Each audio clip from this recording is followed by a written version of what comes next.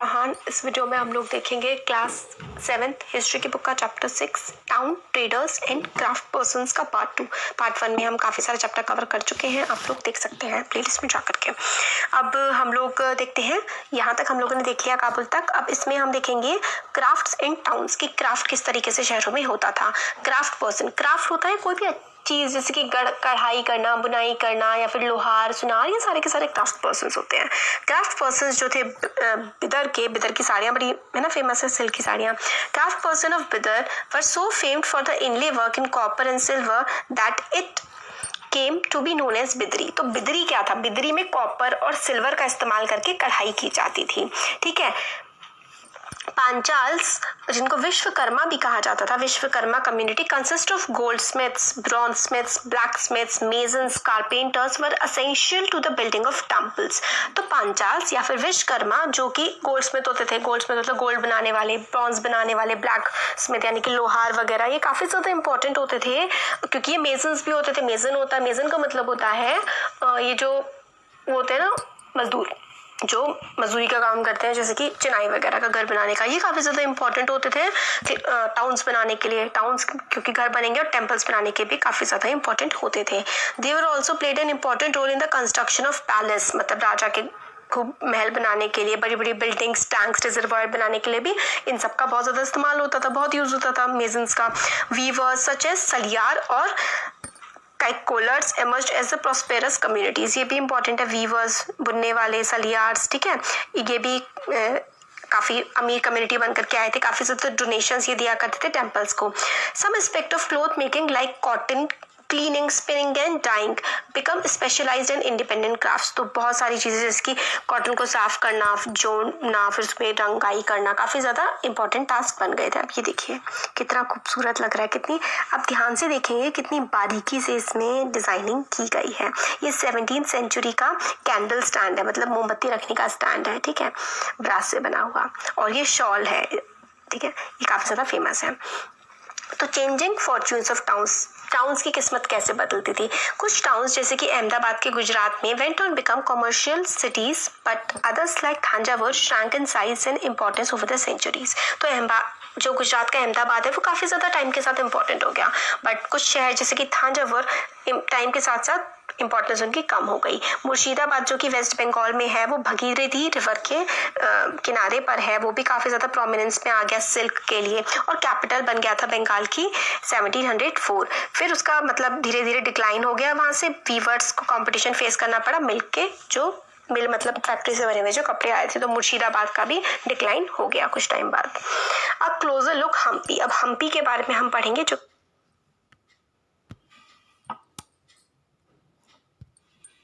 काफी ज्यादा इंपॉर्टेंट है। हम्पी, मसूलीपट्टनम एंड सूरत, ये तीनों टाउन्स काफी ज्यादा इंपॉर्टेंट है, इनके बारे में हम देखेंगे। The architectural splendour of Hampi. Architectural splendour का मतलब है एक अनोखा सा, इतना खूबसूरत सा जो आर्किटेक्चर बनाया गया है हम्पी में, उसके बारे में हम देखेंगे। Hampi is located in the Krishna Tungabhadra basin. Krishna Tungabhadra basin, तो कृष्ण तुंगभद्रा ये नदियों के नाम है, यहाँ से कृष्णा है, यहाँ से तुंगभद्रा है, यहाँ पर बसा हुआ टाउन है हम्पी। ये इंपॉर्टेंट था काफी ज्यादा विजयनगर एम्पायर के लिए, जो कि स्टार्ट किया गया था 1336 में। विजयनगर एम्पायर 1336 में स्टार्ट किया गया था, और हम्पी काफी इंपॉर्टेंट टाउन था। मैग्निफिसेंट रूइंस, मतलब काफी बर्बाद कर दिया गया है, बट फिर भी हम्पी की फोर्टिफाइड थी, काफी ज्यादा किले वगैरह इसमें बनाए हुए थे प्रोटेक्ट करने के लिए, बट इसको बहुत ज्यादा जो इन्वेडर्स हुए, दुश्मनी हुई, राजा महाराजा की लड़ाई वगैरह हुई, इसमें काफी ज्यादा हम्पी को बर्बाद कर दिया गया है। फिर भी काफी अच्छा कुछ इसमें बचा हुआ है, जिसको हम रूइंस ऑफ हम्पी बोलते हैं। तो हम्पी में बनाने के लिए किसी भी सीमेंट का इस्तेमाल नहीं किया गया था कंस्ट्रक्शन वॉल्स वगैरह बनाने के लिए, ठीक है। Followed was a wedge them together by interlocking, और मतलब किसी सीमेंट वगैरह का नहीं देखिए इस्तेमाल किया जाता था, सिर्फ इनको खड़ा कर दिया जाता था इंटरलॉकिंग की हेल्प से। इस तरीके से इनको जोड़ करके रखा जाता था ताकि ये अच्छे से खड़ी रहे। अ फोर्टिफाइड सिटी। फोर्टिफाइड सिटी क्या होती है? This is how Portuguese traveller जमी को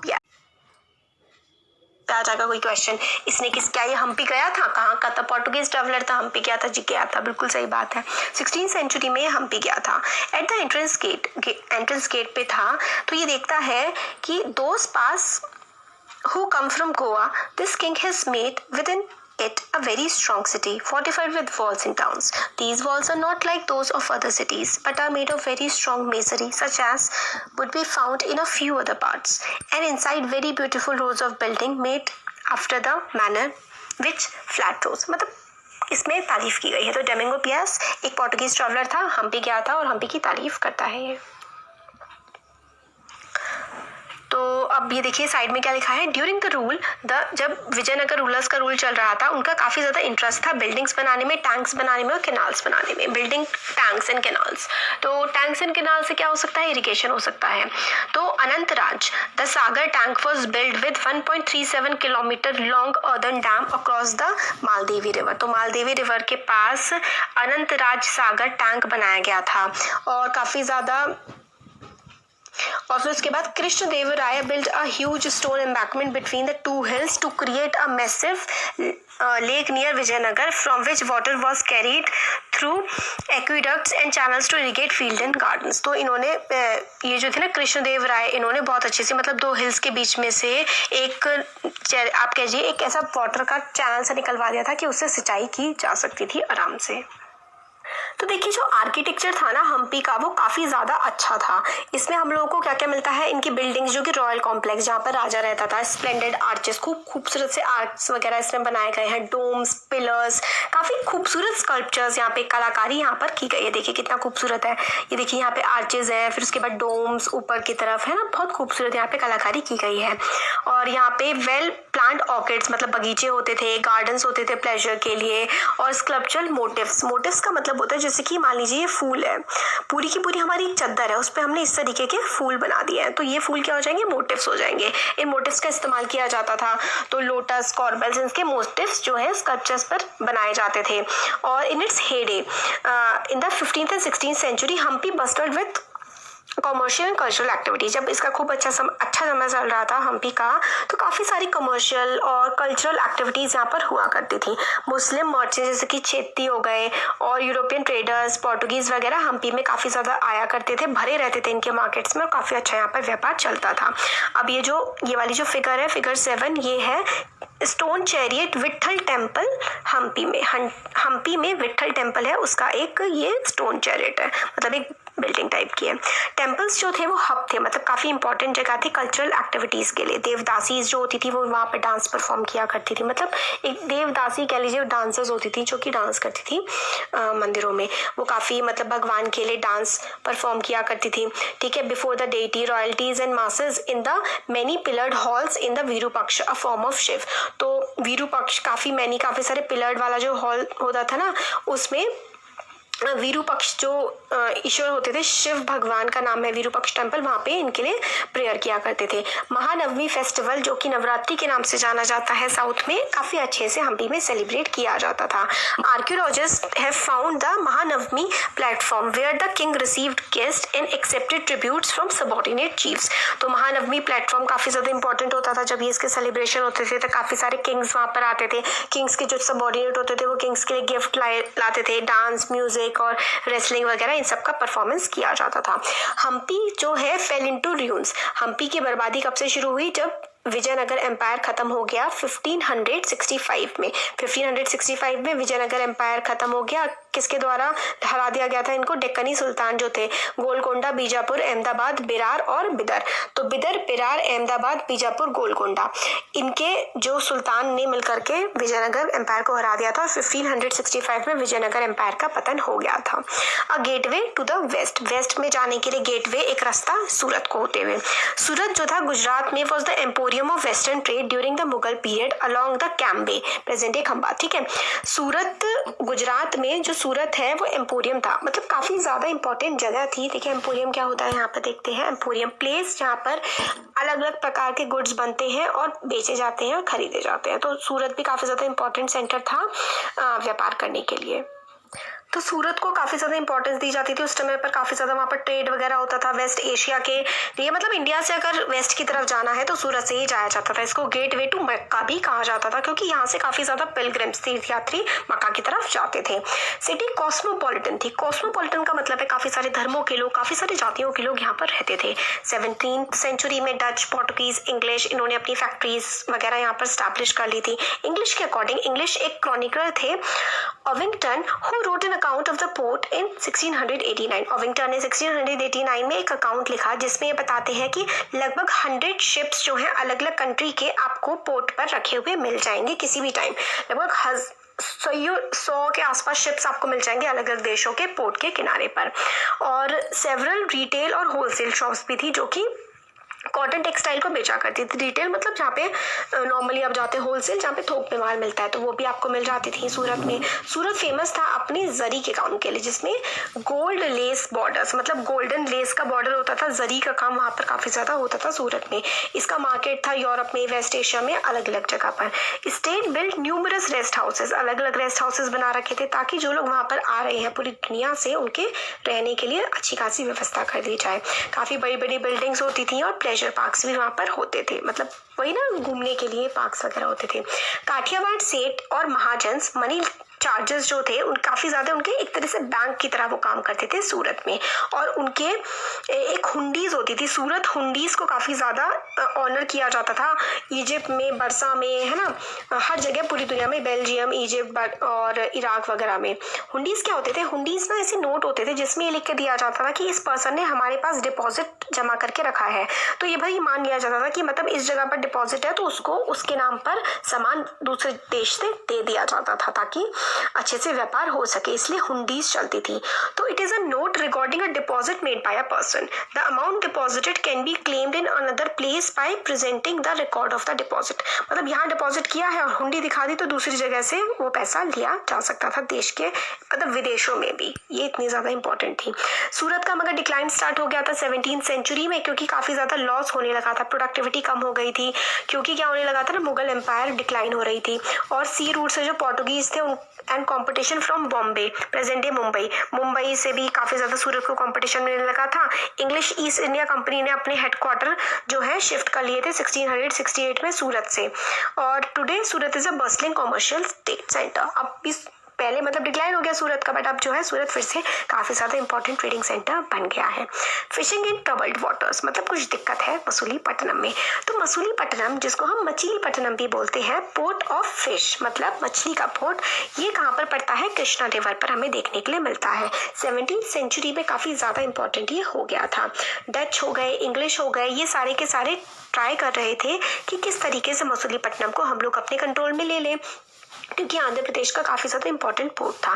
fort eight Masulipatnam was build by the Dutch का काफी ज्यादा कंट्रोल हो गया था मसूलीपट्टनम पे। फैक्टर क्या होता था? Official in-charge of trading activities of the European company, मतलब एक पर्सन होता था जो ट्रेडिंग की एक्टिविटीज का ध्यान रखता था इंग्लिश की कंपनी का, ईस्ट इंडिया कंपनी का। ईस्ट इंडिया कंपनी अंग्रेजों की कंपनी थी।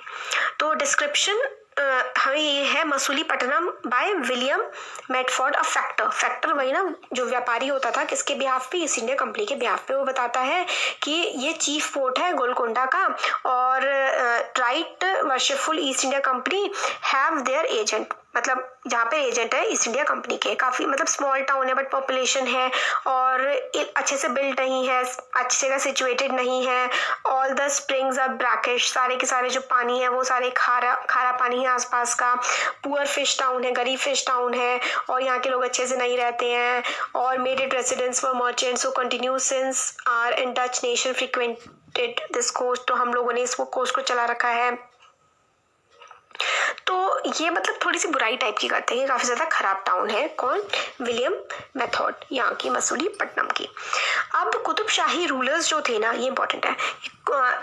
गोलकोंडा में कौन रूलर्स थे? कुतुबशाही रूलर्स जो थे गोलकोंडा के, उन्होंने इम्पोज कर दिया था royal monopolies on the sale of textiles, मतलब कि सिर्फ राजा के परमिशन से ही कपड़ा, स्पाइस या फिर कोई भी आइटम जो है उसको बेचा जा सकता था।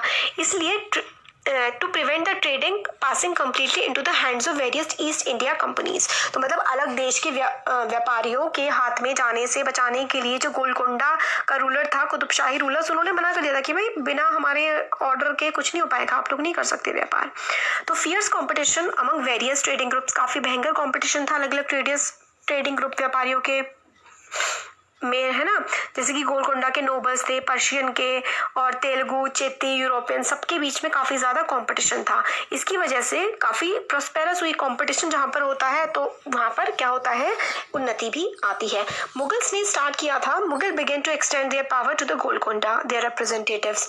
तो मुगल्स ने अपनी पावर एक तरह से दी थी इनको। उनका गवर्नर जो था मीर जुमला वो भी मर्चेंट था।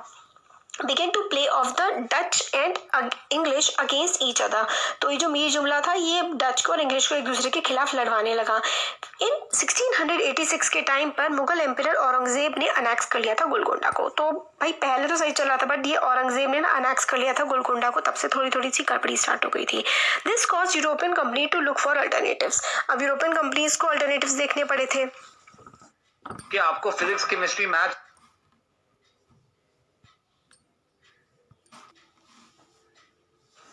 तो मतलब जब तक गोलकोंडा के अंडर में था तब तक तो जो कुतुबशाही रूलर्स के अंडर था गोलकोंडा, तब तक सब सही चल रहा था। बट जब औरंगजेब ने इसको कैप्चर कर लिया था तो ईस्ट इंडिया कंपनी सोचने लगी कि किस तरीके से हम लोग अल्टरनेटिव्स देखें कहाँ और हम चले जाएं, क्योंकि इन्होंने व्यापार वगैरह काफी ज्यादा ठप करवा दिया था। तो ईस्ट इंडिया कंपनी यहाँ से छोड़ करके अलग अलग जगह जैसे कि बॉम्बे, कलकत्ता, मद्रास वगैरह चली गई। तो यहाँ का जो ट्रेडिंग सेंटर था वो काफी ज्यादा खत्म होने लगा और मसूलीपट्टनम की जो इंपॉर्टेंस थी ना, उसकी जो प्रोस्पेरिटी थी 18th सेंचुरी आते आते मतलब खत्म सी हो गई थी। और आज के टाइम पर भी इतना ज्यादा ये पॉपुलर नहीं हो पाया है। अब आता है न्यू टाउन्स एंड ट्रेडर्स।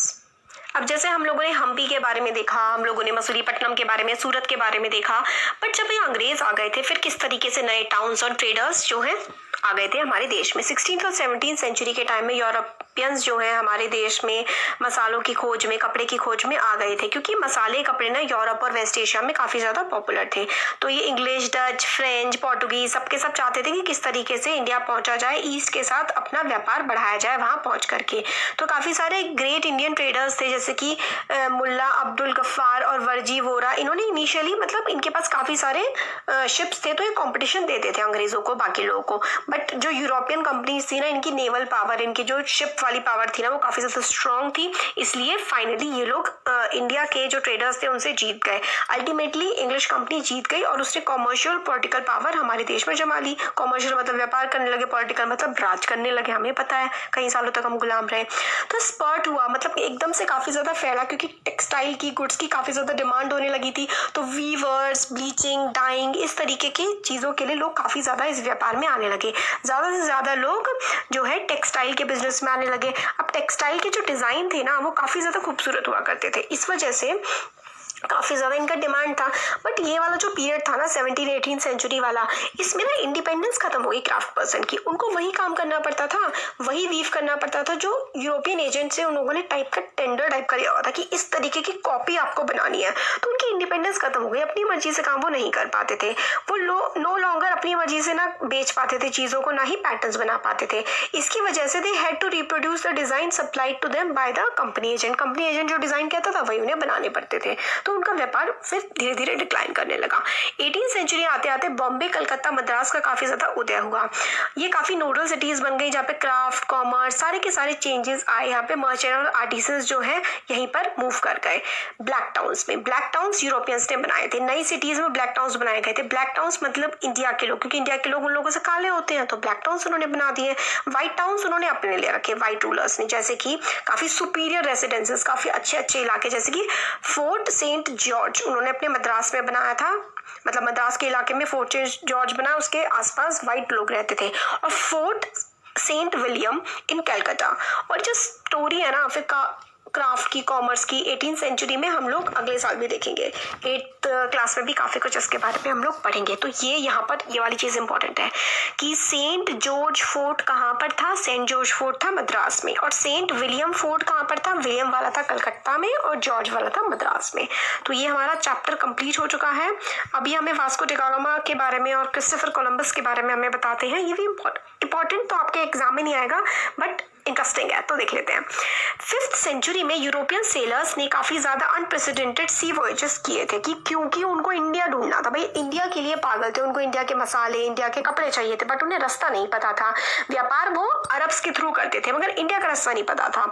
तो वास्को डी गामा एक पोर्टुगीज सेलर थे, ठीक है, पोर्टुगल एक कंट्री है, उसके सेलर थे, उसके एक नाविक कह लीजिए आप, वास्को डी गामा थे। वो अफ्रीका के कोस्ट से होते हुए केप ऑफ गुड होप, जैसे ये है केप ऑफ गुड होप, ये अफ्रीका है, केप ऑफ गुड होप से होते हुए crossed over the Indian ocean. और उनकी in his first journey took more than a year, पहली जर्नी जब उनकी की थी यात्रा, उनको 1 साल से ज्यादा लगा था और वो कलिकत पहुंचे थे 1498 में। 1498 में कलिकत पहुंचे थे and return to Lisbon the capital of Portugal. He lost 2 of his 4 ships, मतलब 4 में से 2 शिप्स उनके खत्म हो गए थे। And 170 men at the start of the journey, only 54 survive, मतलब लगभग आधे से ज्यादा लोगों की भी डेथ हो गई थी इस 1 साल में। पहले सी वॉयजेस में बहुत लोग मरते थे। In spite of the obvious hazards the routes that were opened up prove to be extremely profitable, मतलब इनिशियली तो काफी ज्यादा उन्हें लगा 1 साल लग गया, इतना नुकसान भी हो गया, बट एक बार उन्हें रूट का पता लग गया ना तो काफी ज्यादा फायदा हुआ। फिर इंग्लिश, डच, फ्रेंच वगैरह सबके सब इंडिया में आ गए थे। Sea voyages for India had another unexpected fall out, क्योंकि इंडिया बहुत सारे लोग ढूंढने के लिए निकले हुए थे। क्रिस्टोफर कोलंबस जो कि इटालियन थे, वो भी इंडिया ढूंढने के लिए निकले थे, बट वो इंडिया तो यूरोप के ईस्ट में पड़ता है, बट वो लोग जो ये क्रिस्टोफर कोलंबस थे ना, ये वेस्ट में चले गए, अटलांटिक ओशन में पहुंच गए और एक उनको लैंड मिला जिसका इन्होंने नाम वेस्ट इंडीज दे दिया, क्योंकि उनको कंफ्यूजन हो गया था। उन्हें लगा था मैंने इंडिया ढूंढ लिया है, बट ये तो वेस्ट में है, अब वेस्ट में है और इंडिया तो मैं कहूंगा इसे, तो उन्होंने इसका नाम वेस्ट इंडीज दे दिया। और he was followed by sellers and conquerors from Spain, फिर स्पेन से, पोर्टुगल से, वहां पर काफी सारे लोग आ गए, साउथ अमेरिका का और सेंट्रल वाला जो पार्ट था वहाँ का, अमेरिकाज का, वो इन्होंने कैप्चर कर लिया। और जो पहले लोग यहाँ के रह रहे थे उनके एरिया को काफी ज्यादा इन्होंने खराब कर दिया और अपना कब्जा इन्होंने जमा लिया। तो वास्को डी गामा और क्रिस्टोफर कोलंबस इंडिया को ढूंढने निकले थे, बट इंडिया पहुंच नहीं पाए थे। तो ये हमारा चैप्टर हो गया है कंप्लीट। कैसे